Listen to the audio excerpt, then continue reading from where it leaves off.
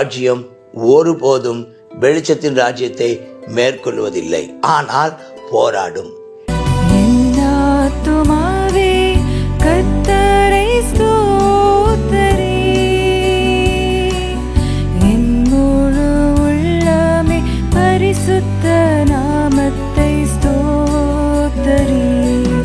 என் ஆத்துமாவே கர்த்தரை ஸ்தோத்திரி, பாவங்களை மன்னித்தீர், நோய்களை குணமாக்கினீர். பாவங்களை மன்னித்தீர், நோய்களை குணமாக்கினீர். என் பிராணனை அழிவுக்கு விலக்கி மீட்டீர். என் பிராணனை அழிவுக்கு விலக்கி மீட்டீர். சந்தோஷமே சமாதானமே என் வாழ்வில் நீரே தந்தீர். சந்தோஷமே சமாதானமே என் வாழ்வில் நீரே தந்தீர். என் ஆத்துமாவே கர்த்தரை ஸ்தோத்திரி, என் முழு உள்ளமே பரிசுத்த நாமத்தை ஸ்தோத்திரி. கர்த்தருடைய பரிசுத்த நாமத்திற்கு மகிமை உண்டாவதாக. சங்கீதம் 2. இங்கே தேவனுடையதான ஆளுகை, தேவனால் அபிஷேகம் பண்ணப்பட்டவரின் ஆளுகை, தேவனால் அபிஷேகம் பண்ணப்பட்டவருடைய ஆளுகை அப்படிங்கிற ஒன்றை பார்க்குறோம். தேவனால் அபிஷேகம் பண்ணப்பட்டவர் அப்படிங்கும்போது மேசியா, த அனாயிட்டட் ஒன், மேசியா. அது கிறிஸ்துவின் ராஜ்யத்தை பற்றி சொல்லப்பட்டிருக்கிறது. அப்போ இந்த உலகம் இப்போ எங்கே போகுதுன்னா கிறிஸ்துவின் ராஜ்யமாக போகுது. இப்போது இது கிறிஸ்துவின் ராஜ்யம் அல்ல. இப்போது தேவனுடைய ராஜ்யம், கிறிஸ்துவின் ராஜ்யம் இப்போ ஸ்தாபிக்கப்படவில்லை. ஆனால் கிறிஸ்துவின் ராஜ்யம், அதை குறித்து நீங்கள் கேள்வி சொன்னீங்கன்னா அந்த ராஜ்யத்தினுடையதான சிறப்பு என்னன்னு கேட்டால், அன்பு நிறைந்த ராஜ்யம், அன்பு, சந்தோஷம் நிறைந்த ராஜ்யம், சமாதானம் நிறைந்த ராஜ்யம், அது நீதி நிறைந்த ராஜ்யம், அது செழிப்பான ராஜ்யம். இது நேர ஆப்போசிட்டாக பார்த்தீங்கன்னா நிறைய இந்த ஆப்போசிட் கான்ட்ராஸ்ட்னு சொல்லுவாங்க, ரெண்டுக்கும் வித்தியாசம் இருக்கும். இந்த உலகத்தில் உள்ளதான உலக ராஜ்யம் எப்படி இருக்குது? இங்கே அன்பு, அங்கே பகை, வன்முறைகள். இங்கே சந்தோஷம், அங்கே துக்கம். இங்கே என்ன சொல்கிறது, இங்கே சமாதானம், இங்கே குழப்பம். அங்கே நீதி, இங்கே அநியாயம். அங்கே செழிப்பு, இங்கே தரித்திரம். இப்போ இதுதான் இங்கே இந்த ரெண்டுக்குள்ள வித்தியாசம். இப்போ இந்த ராஜ்யமும் இந்த ராஜ்யமும் ஒன்றுக்கொன்று என்னவா இருக்குதுன்னு முரண்பட்டதா இருக்கிறது. இந்த ராஜ்யமும் இந்த ராஜ்யமும் வேறுபட்டதா இருக்கிறது. இந்த ராஜ்யத்தை இது நீதியின் ராஜ்யம். அது ஒரே வார்த்தை சொல்ல போனால் இது நீதியின் ராஜ்யம், இது அநீதியின் ராஜ்யம். இது நீதிமான்களின் கூட்டம், இது துன்மார்க்கர்களின் கூட்டம். சரி, இப்போ இந்த கருத்து தான் முழு சங்கீத புஸ்தகங்கள்லையும் நாம் அது தூக்கலாக இருப்பதை நாம் பார்க்கலாம். அப்போ இந்த ராஜ்யத்துக்கு விரோதமாக இப்போ என்ன செய்யுது? வலதுகை பக்கம் நீதியின் ராஜ்யத்தை வச்சுக்கிடுவோம், இடதுகை பக்கம் அநியாயத்தின் ராஜ்யத்தை வச்சுக்கிடுவோம். இந்த நீதியின் ராஜ்யத்துக்கு விரோதமாக எப்போதும் போராடி கொண்டே இருக்கிறதா. இது வெளிச்சத்தின் ராஜ்யம், இது இருளின் ராஜ்யம். வெளிச்சத்தின் ராஜ்யத்துக்கு விரோதமாக இருள் என்ன செய்யுதான்? போராடிட்டே இருக்குதா. இருளானது வெளிச்சத்தை என்ன செய்ய பார்க்குதான்? அது மூடிக்கொள்ள பார்க்குதான். எப்போ வெளிச்சம் ஒரு மனுஷனுக்குள்ளே எப்போ வெளிச்சம் இல்லையோ அப்போ இருள் வந்துடும். அப்போ அவன் எப்போதும் அவன் பிரகாசிக்கிறவனாகவே நம்ம இருக்கணுமா.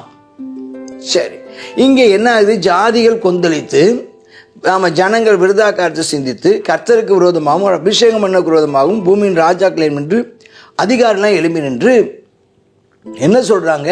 நீதி ஜெயிக்காதுங்கிறாங்க. நீதியின் கட்டுப்பாடுகள், நீதியின் செயல்பாடுகள் செயல்படாம அதுக்கு விரோதமா வருது பார்க்கிறோம். இது ஒரு நிழல் ராஜ்யம் மாதிரி. நிழல் ராஜ்யங்கிறாங்கல்ல, இதே மாதிரி அட்மினிஸ்ட்ரேஷன் இருக்கும். நீதியின் ராஜ்யம், வெளிச்சத்தின் ராஜ்யத்தை போல இருளின் ராஜ்யத்துக்கும் அதே மாதிரி உள்ள அட்மினிஸ்ட்ரேஷன், அதே மாதிரி உள்ள லீடர்ஷிப் எல்லாம் இருக்கும். ஆனால் இது அநியாயத்துக்காக செயல்படுவது, இது நீதிக்காக செயல்படுவது. இப்போ இந்த அநீதியானவங்க இந்த நீதியை மேற்கொள்ள பார்க்குறோம். ஒரு நாளும் இருளானது வெளிச்சத்தை ஜெயிக்கவே முடியாது. அல்லேலூயா. அப்போ அவங்க எழும்புறாங்க, போராடுறாங்க, அவங்க கட்டுகளை அறுத்து போடுவாங்கிறாங்க. இந்த நீதி என்ன செய்யுதுன்னா, இது வேத வசனத்துக்கு கீழ்ப்படின்னு சொல்லுது. நீதியின் ராஜ்யம் வசனத்துக்கு நீதி ராஜ்யம் வெளிச்சத்துக்குள் வாங்கன்னு கூப்பிடுது. வெளிச்சத்தின் பிள்ளைகளால் நடந்து கொள்ளுங்கன்னு கூப்பிடுது. வெளிச்சத்தின் கட்டளைகளின்படி அவருடைய வெளிச்சத்தில் நடப்போம்னு கூப்பிடுது. இப்போ வரமாட்டேங்கிறாங்க. இப்போ இவங்க என்ன நினைக்கிறாங்கன்னா, நாம ஜெயிச்சிடலாம், நம்ம செயல்பட்டுடலாம்னு நினைக்கிறாங்க. அப்போ ஆண்டவர் சொல்றாரு, மேலே இருந்தவன் நகைப்பார், இகழ்வார். நீ இருளின் ராஜ்யமே, நீ ஒளியின் ராஜ்யத்துக்கு விரோதமாக எத்தனை காலம் போராடுவீர்கள்? அப்போ இந்த ராஜ்யத்தை விட்டு வெளியே வாருங்கள், பாபிலோனிலிருந்து வெளியே வாருங்கள், இருளிலிருந்து வெளிச்சத்துக்கு வாருங்கள். அப்போ நீங்க அதை நம்பிட்டு இருக்காதீங்க. அப்போ ஆண்டவர் என்ன செய்வாராம், அவரோட பேசுறாரு, அவளை கலங்க பண்ணுகிறாரு. இங்கே இந்த வெளிச்சத்தின் ராஜ்யத்துக்கு ராஜாவா இருக்கிறவர் கிறிஸ்து ராஜா, இயேசு கிறிஸ்து ராஜாவா இருக்கிறார். அவர் அபிஷேகம் பண்ணி வச்சிருக்கிறார். அப்ப அவர் சொல்றாரு, இப்ப இந்த நீதியின் ராஜ்யத்துக்குள்ளவங்களுக்கு ஒரு ஆலோசனை கொடுக்கிறாரு. என்னை கேளும், அப்பொழுது நான் ஸ்தோத்திரம், ஜாதியில உனக்கு சுதந்திரமாகவும் பூமியின் எல்லைகளை உனக்கு சொந்தமாகவும் கொடுப்பேன். அப்ப இந்த முழு ராஜ்யமும் வெளிச்சத்துக்குள் கொண்டு வருகிற ஒரு பணி, ஒரு மிஷன், ஒரு கடமை நீதியின் ராஜ்யத்தில் இருக்கிறவங்களுக்கு இருக்கு, வெளிச்சத்தின் ராஜ்யத்தில் இருக்கிறவங்களுக்கு இருக்குது, அன்பின் ராஜ்யத்தில் இருக்கிறவங்களுக்கு இருக்குது. என்ன இருக்குது? இருளின் ராஜ்யத்தில் இருளில் இருக்கிற ஜனங்களை இந்த பெரிய வெளிச்சத்துக்கு கொண்டு வருகிறதான ஒரு கடமை நமக்கு இருக்குது. இப்ப இங்க இருந்து அங்க செய்தி கொடுக்குறாங்க. இப்ப இந்த செய்தி யாருக்கு சொல்றாங்க? இப்ப இந்த இருளின் ராஜ்யத்தை சொல்றாங்க, நீங்க நினைக்கிறது நடக்காது, நீங்க இந்த கட்டுகளை அறுத்து போடுவோங்கிறீங்க, நீங்க கயிறுகளை அறுத்து போடுவோங்கிறாங்க, நம்ம இஷ்டத்துக்கு நடப்போங்கிறீங்க. ஆனா கர்த்தர் சொல்றாரு, இங்கே தேவகுமாரன் இங்க ஆளுகை செய்கிறாரு, அவருக்கு விரோதமா நீங்க வர முடியாது. அவர் இருப்பு கோலால் அவளை நொறுக்குவார், குயக்களத்தை உடைத்து போடுவார். இப்போது ராஜாக்களே, இருளில் இருக்கிறதான ராஜாக்களே உணர்வடையுங்கள், பூமியின் நியாயாதிபதிகளே எச்சரிக்கையா இருங்கள், நீங்கள் கர்த்தருடைய பயத்துடனே சேவியுங்கள், அவரை பணிவிடை செய்யும்படி ஒளியினிடத்திற்கு வாருங்கள். நீங்கள் ஒளியை ஏன் பகைத்து கொண்டிருக்கிறீர்கள்? ஒளியின் ராஜ்யத்துக்கு அவர் நல்லவர், அவர் நன்மை செய்கிறவர், அவர் ஞானம் உள்ளவர், அவர் அவர் அவர் அவர் அவர் உங்களை அறிந்திருக்கிறவர், அவர் நம்மை குறித்து முழுமையாய் அறிந்திருக்கிறவர். அடுத்து அதை நான் சொல்றாரு, இப்போ ஒரு ஆலோசனை கொடுக்குறாங்க. யாருக்கு? இந்த இருளின் அதிகாரத்துக்கு கீழே இருக்கிறவங்களுக்கு ஒரு ஆலோசனை. இந்த குமாரன் கோபம் கொள்ளாம நீங்க வழியில, உங்களுடைய வாழ்க்கையில நீங்கள் அழியாமல் இருக்கும்படிக்கு அவரை முத்தம் செய்யுங்கள், அவரை ஏற்றுக்கொள்ளுங்கள், அவரை விசுவாசியுங்கள், அவரை ஆராதியுங்கள், அவரை பணிந்து கொள்ளுங்கள். கொஞ்ச காலத்துல அந்த அவருடையதான கோபம் பற்றி அறியும். அப்போ என்ன செய்யப்படும்? நம்ம வெளிப்படுத்த விசேஷம்லாம் நம்ம வாசிக்கிறோம். அப்போ அந்த அக்கினி, அந்த இதெல்லாம் ஊற்றப்படும், நியாய தீர்ப்பு ஊற்றப்படும். ஆமாம், அப்போது நீங்கள் அவருடைய கோபம் பற்றி அறியும் போது நீங்கள் அழிஞ்சு போயிடுவீங்க. ஆனால் அவரை அண்டிக் கொண்டு அந்த வெளிச்சத்தின் பிள்ளைகளாக இருக்கிறவர்கள் பாக்கியவான்கள்.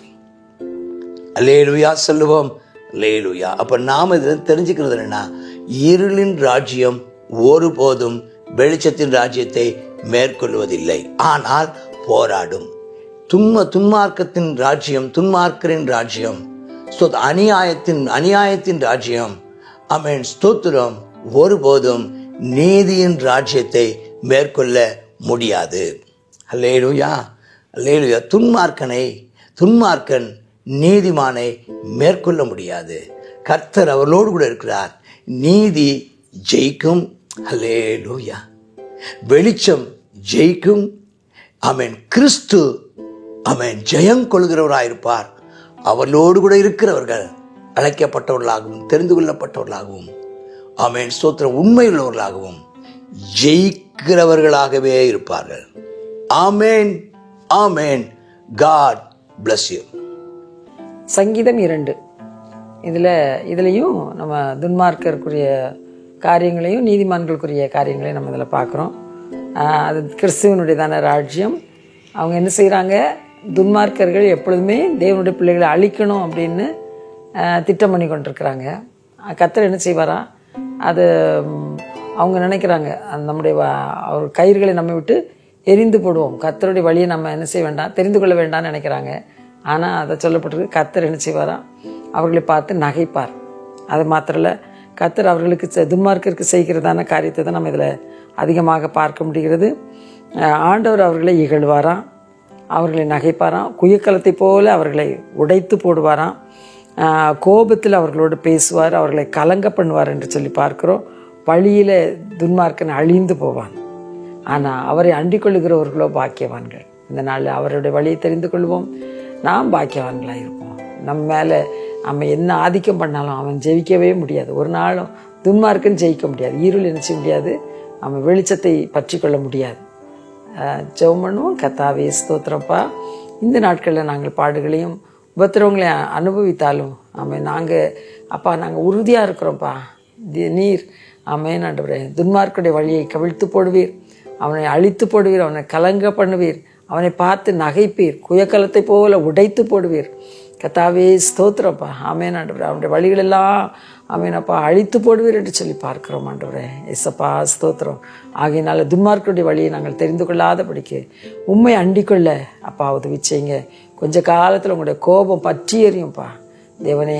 ஆமென் ஆண்டவரே ஸ்தோத்திரம். இதை அறியாமல் ஜனங்கள் கர்த்தாவே அப்பா தாந்தோன்றித்தனமாக வாழ்ந்து கொண்டிருக்கிறார்களே அப்பா, அப்படிப்பட்ட ஜனங்கள் தெரிந்து கொள்ளத்தக்கதாக அவருடைய கண்களை திறந்தருள வேண்டும் என்று இந்த வேலையை ஜெபிக்கிறோம்.